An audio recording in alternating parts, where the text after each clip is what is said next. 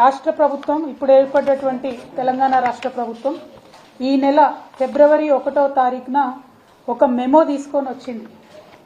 Telangana public service commission లోపల కొన్ని మార్పులు చేర్పులు చేయడానికి ఒక మెమో మొదలు తీసుకొని వచ్చింది.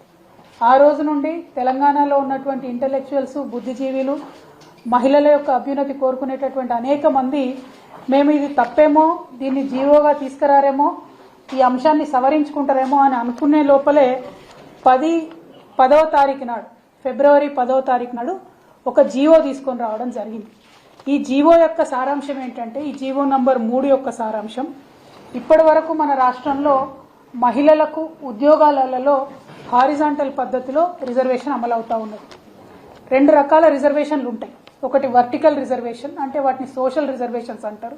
అందులో ఎస్సీలకు, ఎస్టీలకు, బీసీలకు ఫిక్స్డ్గా కొన్ని నంబర్ ఆఫ్ జాబ్స్ ఇవ్వడం జరుగుతుంది. అదేవిధంగా ఇంకో కొన్ని రకాల రిజర్వేషన్స్ ఉంటాయి, వాటిని హారిజాంటల్ రిజర్వేషన్ అంటారు. ఆ హారిజాంటల్ రిజర్వేషన్ ఎట్లా ఉంటుంది అని అంటే, సమయాన్ని, సందర్భాన్ని బట్టి, అవసరాన్ని బట్టి ఇస్తారు.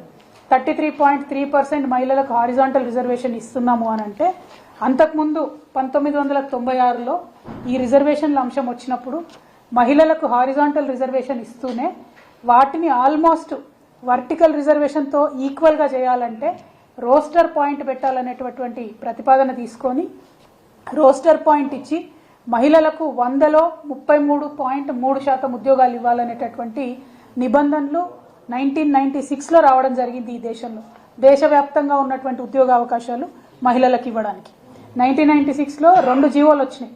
ఒకటేమో 33.3% హారిజాంటల్ ఇవ్వాలి, రెండవది రోస్టర్ పాయింట్ ఇవ్వాలనేది. దాంతో అడ్వాంటేజ్ ఏమైందంటే, 100 ఉద్యోగాలు ఇస్తే 33% ఉద్యోగాలు గ్యారంటీగా మహిళలకు వస్తూనే ఇంకా ఎక్కువ ఉద్యోగాలు వచ్చేటటువంటి ఆస్కారం ఉండింది.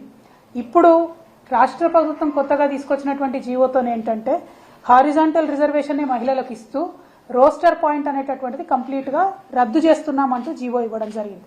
ఈ రోస్టర్ పాయింట్ రద్దు చేయడం ద్వారా ఏం జరుగుతుందంటే, మినిమం 33 ఉద్యోగాలు ప్రతి 100 ఉద్యోగాల్లో మహిళలకు ఇవ్వాలనేటటువంటి నిబంధన ఏదైతే ఉందో, అవి 33 రావచ్చు, 10 రావచ్చు, 15 రావచ్చు, 2 రావచ్చు.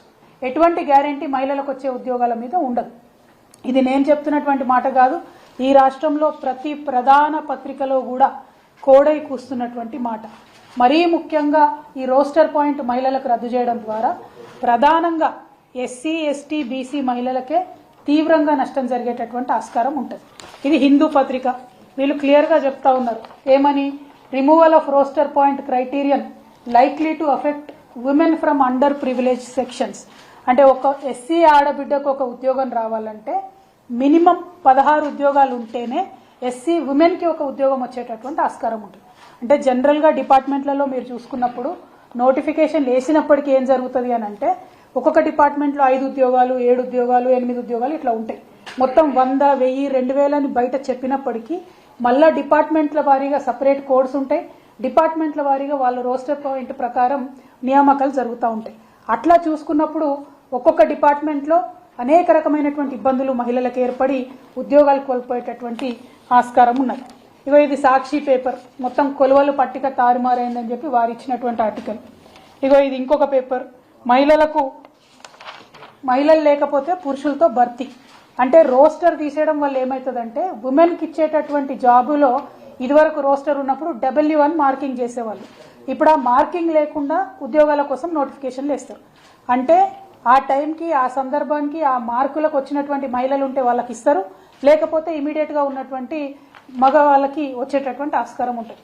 అంటే ఏ స్పిరిట్తో అయితే మనం రిజర్వేషన్ తెచ్చుకున్నామో, ఏ స్పిరిట్తో అయితే మహిళా ఉద్యోగాల కోసం కొట్లాడినామో, మహిళా రిజర్వేషన్ల కోసం కొట్లాడినామో, ఆ స్పిరిట్ని తుంగలో దొక్కేటటువంటి పని ఇవాళ తెలంగాణ ప్రభుత్వం చేయడం నిజంగా చాలా దారుణమైనటువంటి పరిస్థితి.